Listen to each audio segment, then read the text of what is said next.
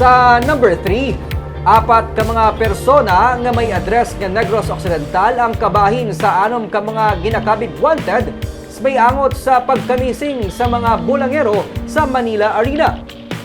Nagpagawas ang Poster and Criminal Investigation and Detection Group ukon CIDG nga nagapakita sa itsura kag ngalan sang anom tanan ka mga gwardya nga ginasiling may kahilabtanan sa pagkadula sa mga manugbulang sa Manila Arena. Ang apat ka mga may Negros Occidental nga address amo sanday Mark Carlo Zabala nga may address nga Barangay 2, Hinigaran ukon Inclaro, Binalbagan. Si Roberto Mantiliano Jr. sang Talisay City o kon Bacolod City, John Ray Consolacion sang Kabangkalan City kag Virgilio Bayog sang Oringao, Kabangkalan kag Himamaylan City.